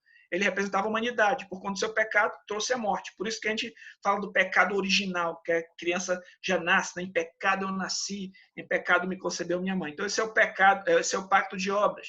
Mas nós vimos também que uma promessa a respeito do pacto da graça foi feita em Gênesis 3,15, e essa promessa se desenvolve ao longo de todo o Antigo Testamento, através de alianças que Deus fez, sinais, sombras que apontavam para Cristo. E nós vimos que esse pacto da graça que foi prometido no Antigo Testamento é estabelecido no Novo Testamento em Cristo. Então, Cristo é o mediador de uma nova aliança. O que é um mediador, gente? É alguém que está entre duas partes em conflito. Então, imagina, um Deus todo-poderoso, santo, eterno, fiel, onipotente, e um ser humano pecador que nem nós. Para alguém conseguir aplacar a ira de Deus e salvar uma grande quantidade de seres humanos, né, diante de um Deus tão infinito e poderoso, tinha que ser alguém que fosse divino. E para se colocar no lugar do ser humano, de seres humanos como nós, tinha que ser alguém que fosse ao mesmo tempo divino e humano, só nosso Jesus Cristo, que ele é Emanuel, ele é Deus conosco, ele é 100%, ele tem sua natureza divina, natureza humana, 100% Deus e 100% homem, ali naquela que a gente chama de união hipostática. Isso a gente vai ver na cristologia, já é outra coisa. Mas ele é o mediador perfeito. Então, só Jesus, não existe outro nome, não existe outro que pode fazer isso, não existe outro que pode salvar pecadores, não existe outro mediador. O sangue de bodes e ovelhas não removia pecados, como a gente vai ver lá em Hebreus. Só o sangue de Cristo que pode nos purificar do nosso pecado, que pode nos reconciliar com Deus. Não há outro. Então, Cristo é esse, que é o Cordeiro de Deus que tira o pecado do mundo. Ele é esse que foi prometido desde Gênesis 3,15. Ele é esse que já veio ao mundo. E que situação nós estamos? A gente conhece agora que momento nós estamos. É o momento do já e ainda não. Que o reino de Deus já está entre nós e ainda não na sua plenitude. Nós aguardamos a segunda vinda de Cristo. A gente está hoje no momento em que a gente vai chamar os pecadores a se renderem ao grande rei que virá. Cristo já tem autoridade sobre todas as coisas. Ele diz, toda autoridade me foi dada nos céus e na terra. Né? Então, ele já reina à destra do Pai e ele voltará para a consumação de todas as coisas. E agora a nossa tarefa é pregar o evangelho para todo mundo e convidar os pecadores a se renderem, se arrependerem dos seus pecados e renderem-se ao grande rei que virá. Depositarem sua fé em Cristo, que é o único que pode nos reconciliar com Deus. Meus irmãos, me perdoem a minha correria aqui nas palavras e eu queria falar muito mais coisa, mas não dá, não dá tempo. Então, eu tentei dar um pontapé inicial, talvez atropelei alguma coisa ou outra, mas eu queria convidar os irmãos a lerem o livro, que aqui eu consegui, com calma, escrever várias coisas e Pastor, tentar... Pode tirar o compartilhamento de tela para a gente ver, ficar mais claro o livro? Ah, tá, posso. Que aí fica mais fácil para os irmãos verem. Deixa eu... Como é que tira? Eu não sei tirar. Pois é, vamos ver aqui. É stop share. Eu tô com medo de fechar tudo. Ah, aqui. Ok. Tá. Pronto. Isso. Eu tô aparecendo aí? Ah, agora sim, agora fica mais fácil para os irmãos. Queridos irmãos, né, como o nosso tempo já avançou, eu falei muito mais do que... Deixa eu só interromper um minutinho aqui, que os irmãos estão perguntando também sobre o preço dos livros, como comprar. Aí você já aproveita e fala já esses detalhes. Tá bom. Meus queridos irmãos, como eu falei, né, é como eu gravei 10 aulas sobre esse assunto, né? Então, tentar fazer isso em uma hora, já passei mais meia hora. Então, tinha muita coisa para falar ainda, então eu não vou ter tempo, então vocês podem ler o livro. Ó, esse é o livro. Eu vou mostrar para vocês o índice do livro, aqui para vocês verem. Ó, não sei se vai dar para ver aí. Mas Isso, aí vai deu sim. trabalhar o que é teologia bíblica, quem são os batistas, um resumo do enredo da Escritura, o pacto de obras, o pacto da graça, o pacto da redenção, antiga e nova aliança, a lei de Deus, o dia do Senhor. Aqui eu vou fazer uma comparação da teologia credo batista com a fé do batista. E vai ter muitas referências de outras leituras para vocês fazerem. Deu um trabalhão para fazer isso aqui, vale a pena. Eu não gosto de me elogiar, não. Deixa o Renan depois faz o jabá aí. Mas é o seguinte, eu estava falando para o pastor Renan que eu posso fazer com 50% de desconto. O valor de capa do livro é R$50, eu faço por R$25. E é o preço de um sanduba aí, né, do bom. Então, R$25 o livro, aí você paga só o frete, que vai dar uns R$10. Aí fica R$35, com frete já, para chegar na sua casa. E aí, se alguém quiser, o pastor Renan pode falar comigo aí, ou vocês falam direto comigo, como vocês preferirem. É só depositar o valor na conta e mandar os seus dados postais que eu envio pelos correios. Amanhã, se Deus quiser, nós vamos nos correios. Os irmãos que quiserem podem me mandar no WhatsApp, que aí a gente pede tudo se mais de um irmão quiser, a gente pede tudo de uma vez, fica mais fácil, porque fica pedindo picado.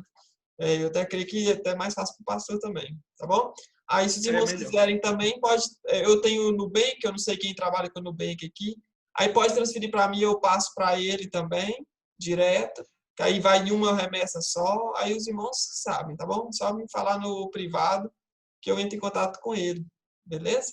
Deixa eu falar uma coisa aqui, irmãos. De fato, a aula de hoje foi só um aperitivo mesmo, né? Porque esse tema é muito vasto, é muito grande. E eu recomendo muito que os irmãos leiam o livro. Eu já tenho falado com os irmãos bastante tempo da importância da teologia bíblica, que para a gente é importante, principalmente para... Nós temos aqui muitos irmãos que ajudam no ensino, né? Principalmente para quem ensina. Não tem como você ensinar, né, na igreja se você não tiver uma boa base da teologia bíblica, se você não tiver uma boa teologia bíblica, né?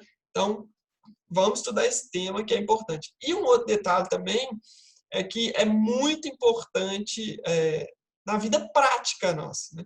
Às vezes a gente olhando assim acha que não é só para entender como enxergar Cristo na Escritura, mas isso não é só. É aquilo que nós precisamos para a nossa vida prática, é entender como Cristo está na Escritura. Então, se nós entendemos como Cristo está na Escritura, isso para a nossa vida prática é extremamente útil. Então, como que nós vamos ter uma vida devocional, uma vida, né, de santidade, se a gente não tem uma boa teologia bíblica? Então, eu recomendo muito aos irmãos o livro do pastor, tá bom? Então, quem quiser, é só entrar em contato comigo. Pastor, o senhor tem mais alguma observação? Não, amigo, eu falei demais, eu passei do meu horário meia hora aqui, então eu já estava voando, tentando falar, não deu. Desculpe aí, meus irmãos, se eu cansei vocês, me perdoe aí, porque eu queria falar mais alguma coisa e acabei passando o tempo, me perdoe aí. Não se preocupe, não. Na verdade, nós já tivemos com o pastor Tiago Rossi também, e foi empolgante também, né? Nós fomos até mais tarde, foi muito bom.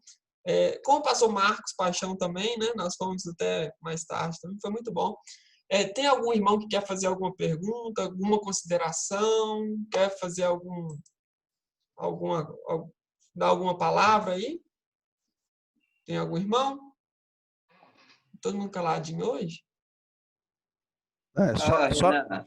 É só mesmo agradecer o pastor aí e quem dera, se o senhor desse conta de falar mais uma meia hora aí, a gente ficava, viu? Foi excelente, viu? Muito obrigado aí. Irmão Sidney ia falar? Glória a Deus, obrigado, pastor. É o seguinte, que quando o trem tá bom, a hora passa rápido mesmo. Pois Tem jeito. Isso mesmo. Duas coisas que passam rápido. Você come uma coisa gostosa, no instantinho acaba e quando tem uma reunião boa. É verdade. Irmãos, eu quero lembrar aqui, o pastor Ricardo pediu para me dar um aviso. Eu já vou fazer uma oração aqui agradecendo pelo pastor Angelim, mas antes que os irmãos saiam, ele mandou um aviso. Pastor, o senhor quer falar aí? Que eu perdi o aviso. Não sei onde está. Recebi tanta mensagem aqui no WhatsApp. É sobre o culto, Renan.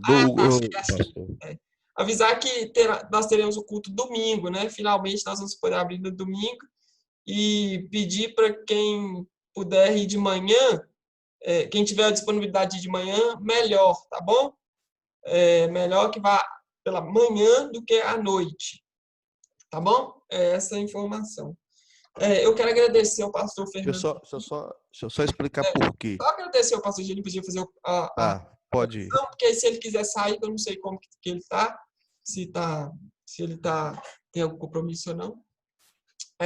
Primeiro, eu queria agradecer ao pastor Fernando Angelim, né, por ele prontamente aceitou o convite, né, na verdade, era para ter até acontecido antes, mas aconteceu alguns probleminhas, tanto do meu lado quanto do lado dele, né, mas graças a Deus, é providência de Deus, nós cremos nisso, e eu queria agradecer ele, né, agradecer a Deus também, em primeiro lugar, e segundo ele, por ter aceito o convite, e nós esperamos, quem sabe, né, um dia receber o senhor aqui, né, de forma presencial, né, quem sabe, né, Deus nos abençoe com essa bênção, né. Sim, foi muito abençoado, até hoje todos os pastores que nós tivemos, né, foi uma bênção de Deus para nós. Nós temos só que agradecer e orar também pela vida de cada um de vocês, né. Que Deus abençoe a família, o ministério, a igreja, enfim, que tudo na vida de vocês seja para a honra, glória e louvor de Deus. Amém? Vou orar agora, irmãos, agradecendo o Senhor, e aí já vamos ficar à vontade. Quem quiser sair, pode sair. Quem quiser ficar batendo papo igual de costume, pode ficar também. Beleza? Aí quem quiser ativar a câmera, o áudio, fique na liberdade. Vamos orar. Renan, Alguém Rafael. Sim. O link dessas gravações você está disponibilizando em algum lugar, cara? Então, as gravações estão no meu computador, porque eu não conversei com os pastores, então eu não vou divulgar publicamente, tá bom? Se algum irmão quiser, eu envio em particular, tá bom? Não vou subir para o YouTube, nem nada assim, não. Tá bom? Porque o combinado com os pastores foi que ficaria conosco aqui. Então,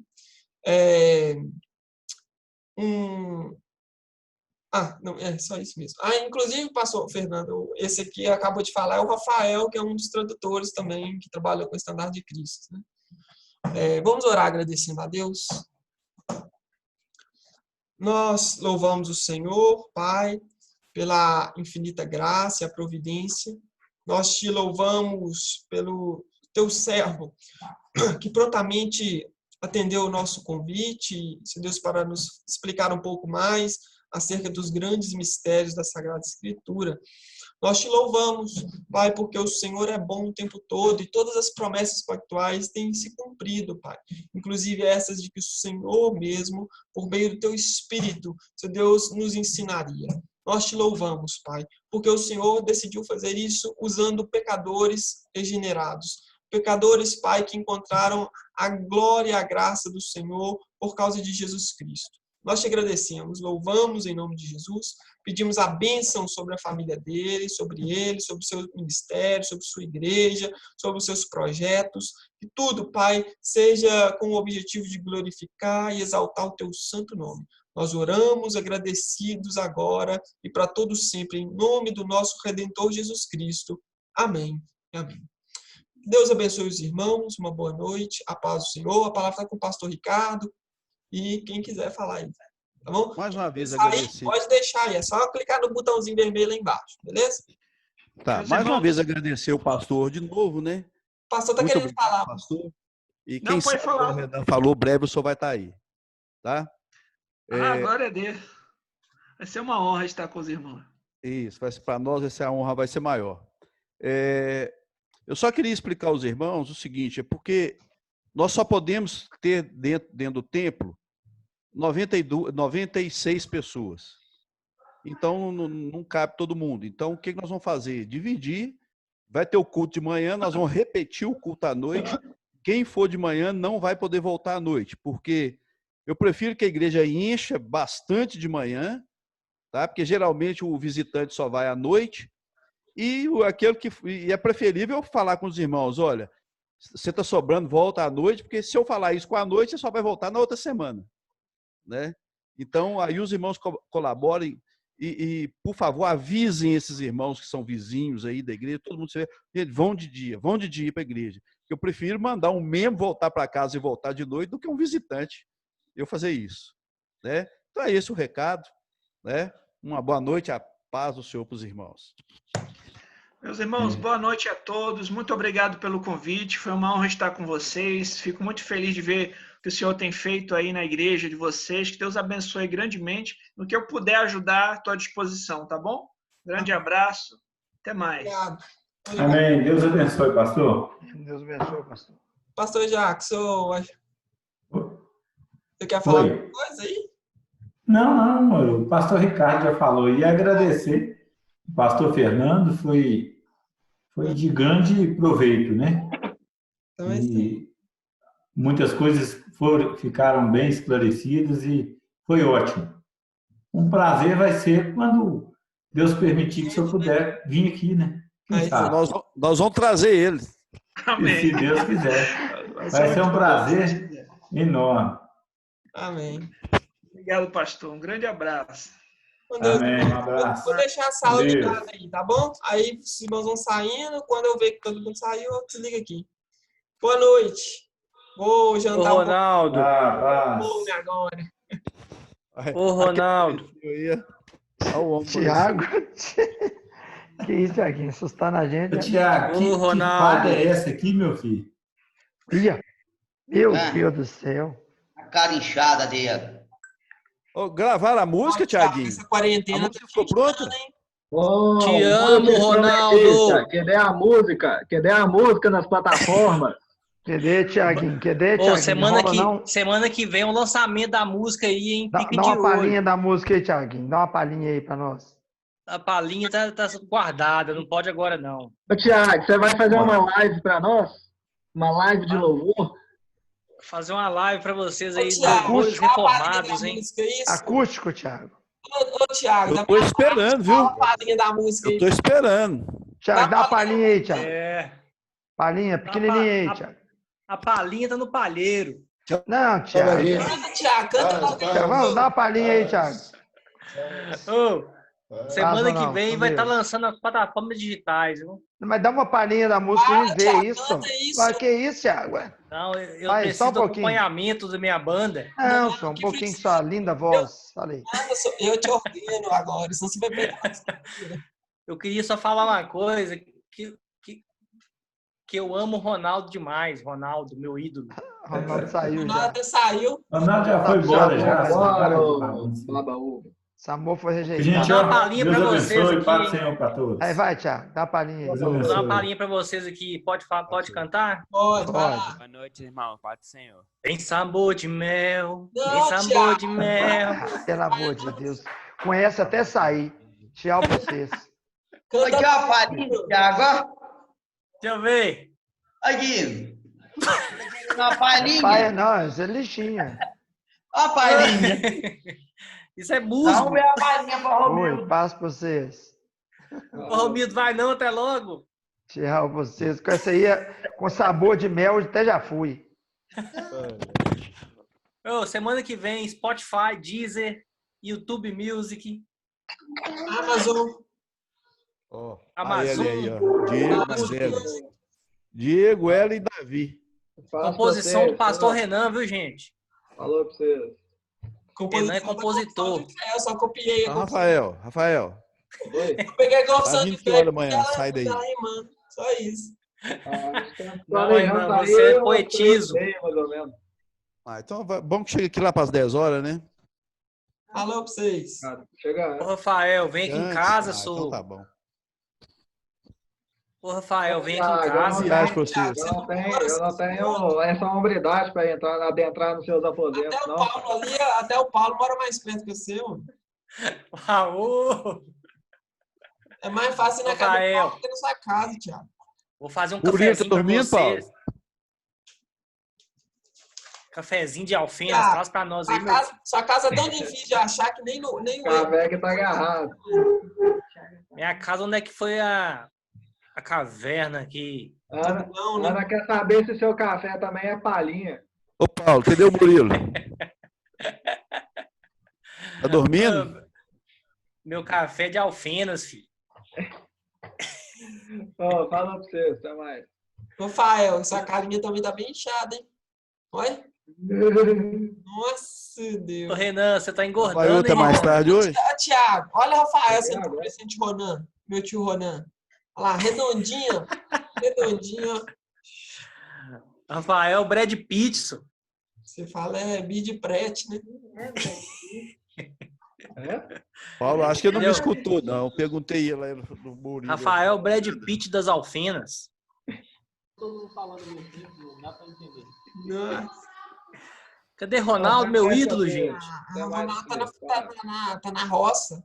Ele tem que economizar a internet. Ô, Renan, semana que vem sua música tá no ar aí, hein? Minha não, sua. Ficou profissional a música deles, viu? Ué, gente, Belinha hoje não falou nada, hein? Tiago, Belinha tá só na cozinha ali. Tiago pôs ela de castigo. Hã? Eu mandei a cozinhar hoje. Ela deve estar lá jantando a comida que ele fez. Ela deve estar lá Falei com jantando ela. que ele fez. Falei com ela que tá proibida de falar hoje, de mostrar o rosto dela aqui na live. Ai, gente, se ela estiver ouvindo isso, vai apanhar demais. Aí, ó. Aqui, ó. Quando for amanhã, ninguém vê ele, porque o oi roxo. Nossa, se ela estiver ouvindo isso aí, você vai apanhar demais, viu, Thiago? Não, aqui é o... Como é que chama? O mais bonito da Bíblia lá. Salomão, aqui é o Salomão da Pousada do Sol. Aqui, ó, Thiaguinho. Fala com o Belinha que eu mandei falar com ela assim, ó. Como é que é? Fala com o Belinha, assim, ó. O pastor mandou falar com você, ó. Ela sabe o que é. Eu já até sei o que é. Você sabe o que é? Amostrinha. Amostrinha. Eu tô precisando de amostrinha. Pandemia, eu tô batendo só de amostrinha. Oh, e sabia que essa amostrinha da Boticá tá matando o coronavírus, né? Né? Batendo, né? O coronavírus. Pois é. Tem álcool, filho. Eu quero amostrinha. Perfume tem álcool, aí. Eu fiquei sabendo agora que a máscara tem que ter 3 camadas, que senão não adianta de nada. Tem isso não, Renan? Eu vi na reportagem da Ó, chegou. Máscara boa é de Não sabor fala de do milho. Boticário, não. Nossa, você tava ouvindo, Thiago. Você tá lascado. Não tô falando, não. Você tá me vendo aí, Belinha? Pergunta se ela tá me vendo. Que pra você. Tô vendo, senhor, sim. Não, eu Tô vendo todo mundo, viu? Não, você tá me vendo, ó. Você tá me Estou. observando? Vou sair. Tô observando tudo. Não, falando. Pois é, então olha aí, ó. Ó, tô precisando. Isabela, já pra dentro. Ih, pastor. Nossa, o negócio do trem tá feio, viu? Ah, não é possível, Belinha. Tô tendo nem uma amostrinha aqui. Tô só tomando banho só de sabonete Lux. Pandemia, eu tô precisando de amostrinha. Manda um abraço pra irmã Priscila, tô com saudade dela, viu? Tá, pode deixar. Tá lá na casa da mãe dela. Ih, hoje o senhor vai dormir Sozinho, ontem e hoje sozinho. Hoje você vai cozinhar, né? Ó, pastor Renan não tá aqui mais me brigar com ele. A cachorrinha eu brigo com ela, ela dá nem papo pra mim. Nem importa. Eu vou brigar com a cachorrinha em casa com a brica, ela fica balançando o rabo. Tá gostando. Aí não tem jeito. O negócio é mexer com suculenta. Hein? Nossa. Mexer com a suculenta. Fui mexer na suculenta lá para passear a mão no cacto. Eu tive que ficar rapando minha mão com faca para tirar os espinhos. Você tá doido? Bichinho, viu? É bom. Suculenta demais. Você sente. Thiago, mexe com o Paulo aí, Thiago Murilo. Ô, Paulo, cadê o bebê? Cadê o Murilinho? Cadê o Murilo? Cadê o essa Murilinho? pandemia tem que acabar depressa, porque senão quando eu conhecer o Murilo, você está conversando. Hein? É.